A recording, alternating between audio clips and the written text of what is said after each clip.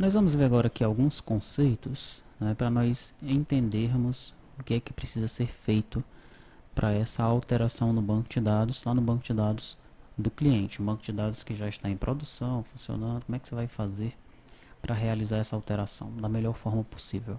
Antes de mais nada, nós vamos compreender aqui alguns conceitos importantes, tá?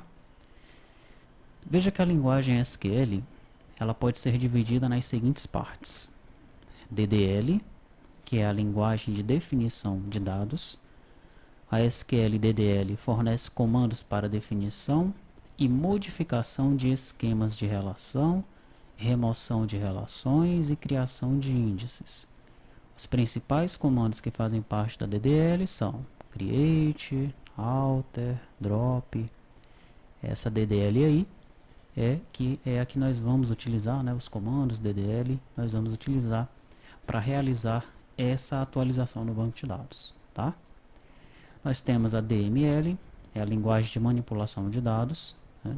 A SQL DML inclui uma linguagem de consulta baseada na álgebra relacional e no cálculo relacional. Compreende também comandos para inserir, remover e modificar informações em um banco de dados. Os comandos básicos são select, insert, update, delete, são os comandos comuns, né, que nós utilizamos aí no dia a dia para manipular os dados ali no banco de dados, tá? Para essa atualização que nós vamos fazer, não será necessária a utilização da DML, tá? O script que será gerado para atualizar o banco de dados é um script com comandos DDL. Existe também a DCL, né, a linguagem de controle de dados. É o conjunto de comandos que fazem o cadastramento de usuários e determina seu nível de privilégio para os objetos do banco de dados. Aí nós temos os principais comandos, que é o grant e o revoke. E temos o controle de transações, né? A SQL inclui comandos para especificação de início e fim de transações. Diversas implementações permitem o trancamento explícito de dados para o controle de concorrência. Aí nós temos o commit, o rollback, o save point, tá? Mas o que nos interessa aqui é a DDL, né? Nós mostramos aqui as 4 partes da linguagem SQL, mas nós vamos utilizar mesmo para criar esse script de atualização a parte da DDL. Então vamos a alguns conceitos sobre a DDL. É através dessa parte da SQL que nós criamos, alteramos e apagamos tabelas e índices.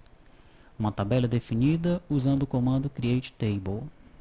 Olha só aí a sintaxe, né? createTable, o nome da tabela, aí vem o campo e o tipo. Logo depois, nós setamos aí quem é a chave primária, né? E aqui nós temos um exemplo. createTable usuário, código integer, nome char20, senha char10, e quem vai ser a chave primária é o campo código. Para alterar uma tabela, nós utilizamos o comando alterTable. Para inserir um novo campo, utilizamos a cláusula add. E para retirarmos um campo, utilizamos o drop. Então veja a sintaxe. alterTable, o nome da tabela, add, campo e tipo, né? Ou alterTable, o nome da tabela, drop, campo 1, campo 2, os campos que você quer apagar. E aqui nós temos os exemplos, né? alterTable usuário, add função, char20. Ou alterTable usuário, drop função.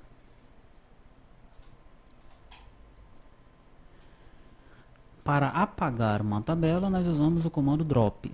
Drop serve para apagar o campo, serve para apagar também a tabela, tá? Drop table, nome da tabela, drop table usuário, aqui nós temos esse exemplo. E finalmente os índices podem se tornar muito importantes ao se pesquisar dados numa tabela. Na maioria dos casos, tornam as consultas mais rápidas. Para criar um índice, nós utilizamos a seguinte sintaxe: create index, nome do índice, on, nome da tabela, campo. Aí nós temos um exemplo aqui, olha. Create index ind nome, on usuário, nome. Para apagar o índice, utilizamos a seguinte sintaxe: drop index, nome da tabela, ponto, nome do índice, né? Nós temos o exemplo, drop index usuário, ponto, ind nome, né? Foi o índice que foi criado aqui logo em cima nesse exemplo anterior, tá? Então aqui alguns conceitos, né, para você compreender. Nós faremos uso desses comandos aí para criar o nosso script de atualização, tá? Lembrando que nesses exemplos que foram mencionados aqui, nós estamos utilizando os termos padrões, né, do próprio SQL, o ANSI SQL, tá? Mas nós vamos, para esse treinamento, utilizar especificamente o MySQL, certo? Então, se houver algum comando específico do MySQL que facilite a nossa vida, nós faremos uso desse comando específico do MySQL. E aí, né, quando for utilizar um outro banco, o comando ele deveria ser modificado. Mas vamos ver, né? Vamos ver se isso vai acontecer, tá?